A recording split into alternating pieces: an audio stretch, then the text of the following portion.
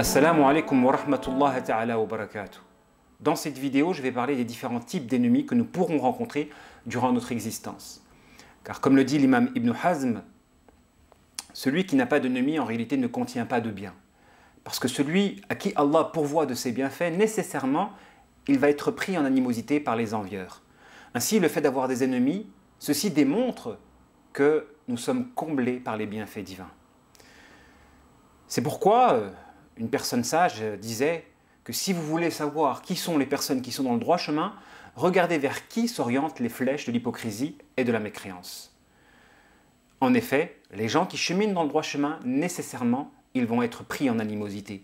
D'ailleurs, lorsque le prophète alayhi salatu wassalam a reçu la révélation, il est parti voir le cousin de son épouse, Khadija, radiyallahu anha, et ce dernier lui a dit « Cette tradition est rapportée par l'imam Bukhari, et Waraqa ibn Nawfal a dit donc dans cette tradition-là au prophète alayhi salatu wassalam, « Nul n'est venu avec le message que tu portes sans qu'il ne soit pris en animosité. » Être pris en animosité, ceci révèle que l'on chemine dans le droit chemin quand nos ennemis, ce sont des ennemis illégitimes. En effet, il y a une différence entre l'ennemi légitime et l'ennemi illégitime. L'ennemi légitime, c'est l'ennemi qui naît d'un désir de vengeance provoqué par l'une des injustices de votre part. Quand vous êtes injuste, forcément, vous allez susciter chez la personne que vous aurez opprimée du désir de vengeance. Ainsi, vous allez créer un ennemi légitime, parce qu'il est légitime d'aspirer à riposter lorsqu'on est injustement oppressé.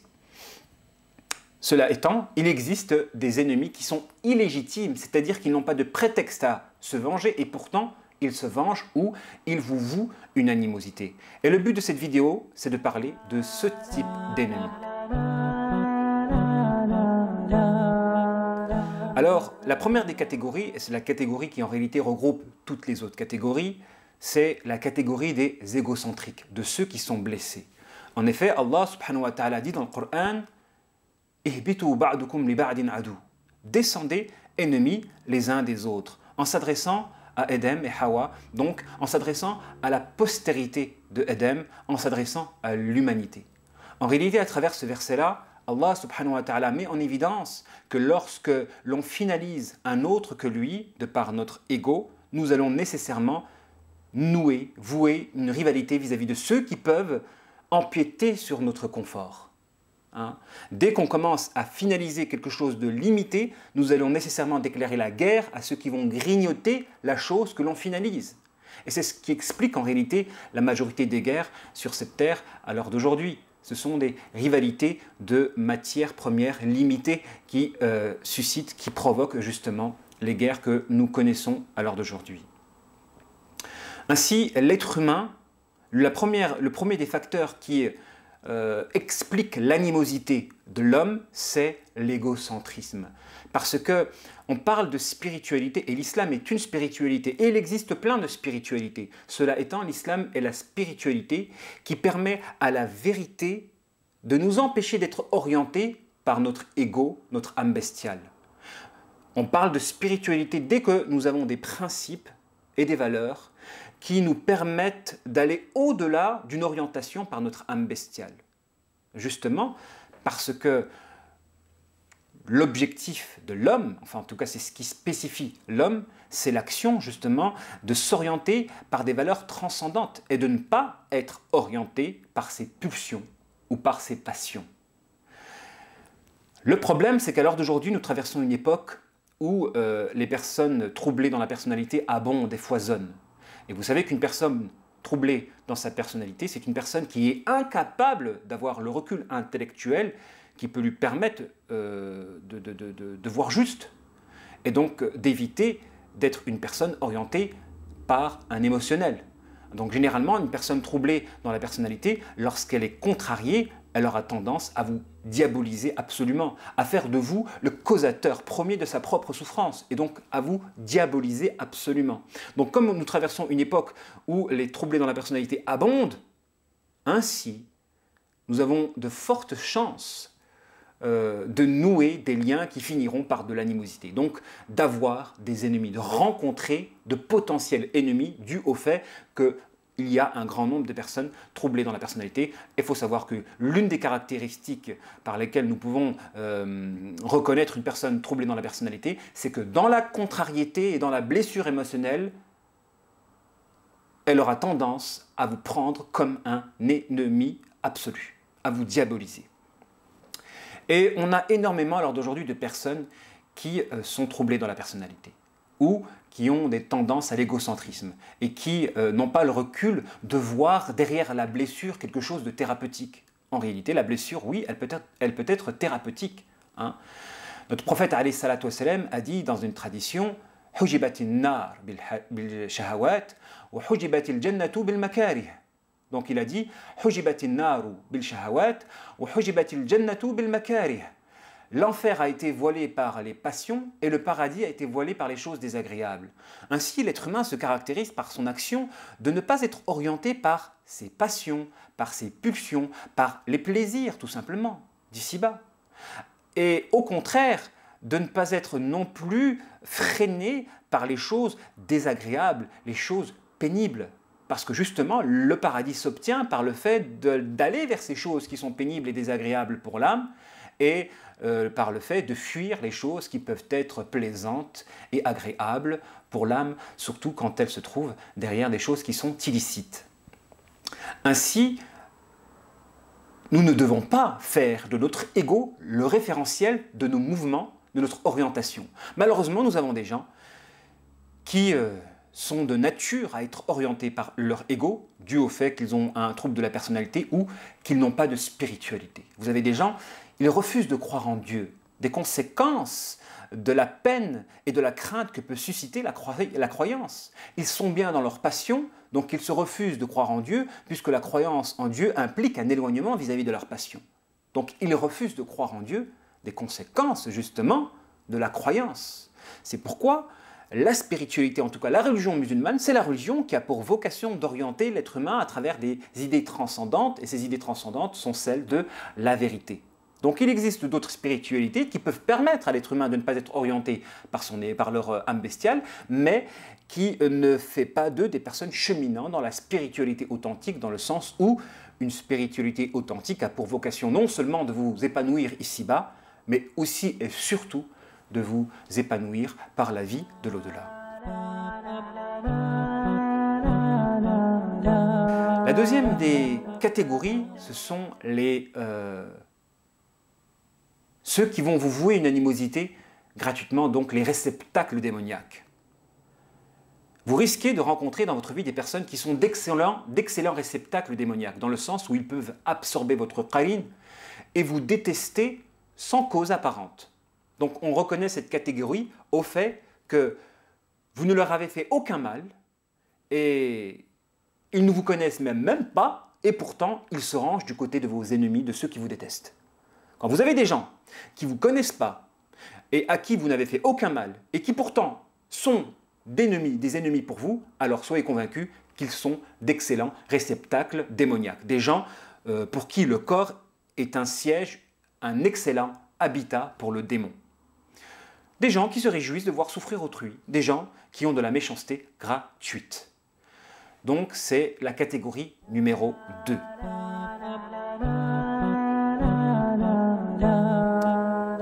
La troisième catégorie, ce sont la catégorie des jaloux. La catégorie de ceux qui souffrent vous voir heureux. La catégorie de ceux qui souffrent vous voir heureux. Il est important, avant de poursuivre, de définir en réalité qu'est-ce que c'est qu'un ennemi. Un ennemi, c'est une personne qui aspire à ce que vous ne vous épanouissez pas. Un ennemi, c'est quelqu'un qui souffre de vous voir vous épanouir. Un ennemi, c'est quelqu'un qui veut faire obstacle à votre épanouissement, qui veut vous empêcher de réaliser vos objectifs. Un ennemi, c'est cela. Donc c'est donc quelqu'un dont le bonheur se trouve dans votre malheur. Dont le bonheur se trouve dans votre malheur. Et en réalité, un jaloux, un envieux, c'est aussi quelqu'un qui souffre de vous voir être heureux.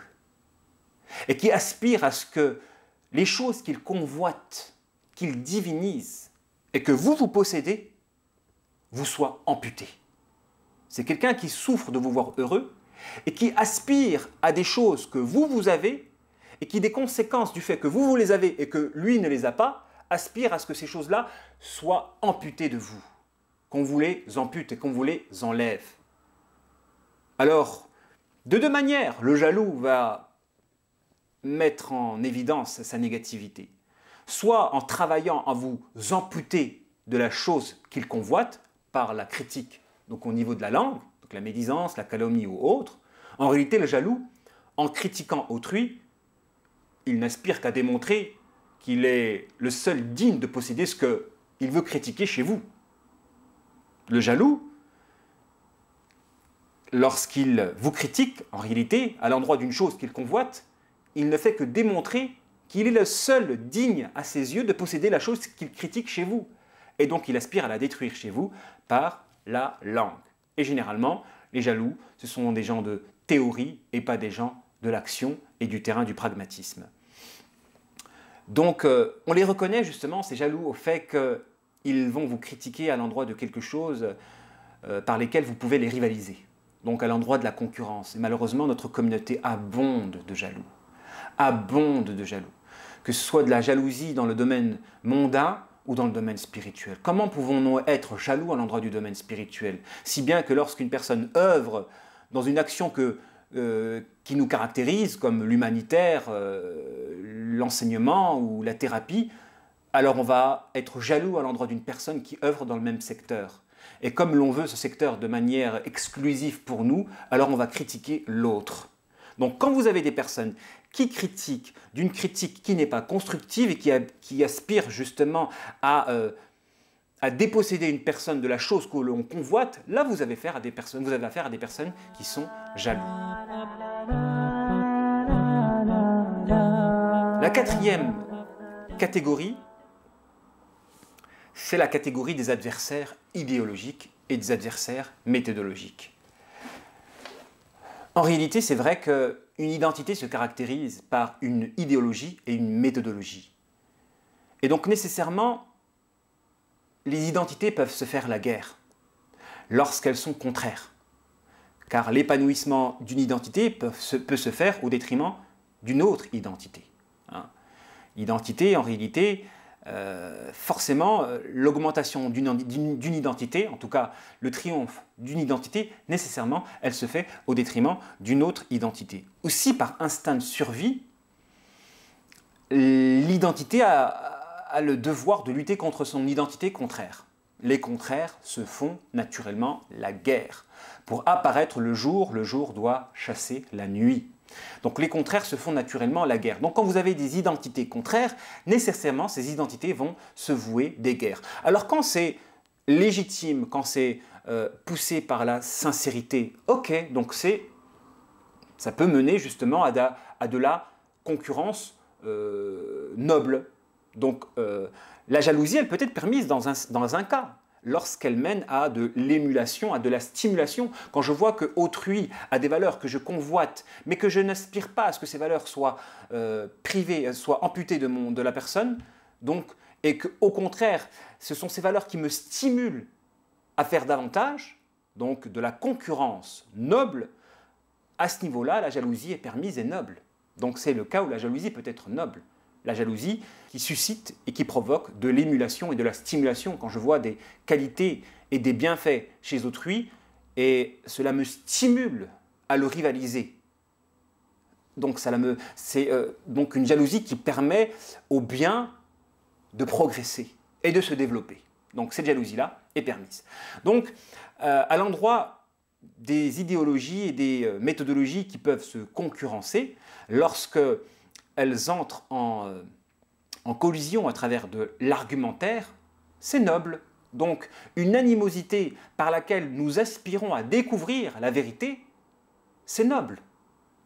Par contre, une animosité par laquelle nous aspirons à écraser l'adversaire, c'est-à-dire on part de principe, on n'aspire pas à découvrir la vérité. On part d'une vérité et on n'aspire pas à découvrir la vérité. Et donc, on a un esprit sectaire. Et donc, à ce niveau-là, les critères qui vont nous permettre de reconnaître ces sectaires-là, c'est que leurs critiques reposeront uniquement sur la forme et jamais sur le fond. Donc quand vous avez des gens qui critiquent et qui critiquent uniquement sur la forme et pas sur le fond, en réalité, ces gens ne font que démontrer qu'ils n'avaient rien à critiquer dans le fond. Ils ne font que prouver que vous êtes dans la vérité lorsqu'ils s'attaquent à vos personnes, à votre passé, à votre image ou à votre forme, au détriment des idées qui font votre méthodologie. Donc quand vous avez des gens qui, lorsqu'ils vous critiquent, ne vous critiquent que sur la forme et jamais sur les principes et les idéologies qui fondent votre méthodologie, vous avez des gens qui sont des adversaires illégitimes à l'endroit d'une identité sectaire qu'ils veulent promouvoir. Donc vous avez des sectaires qui veulent promouvoir leur identité au détriment de la vôtre par des critiques destructives, sataniques.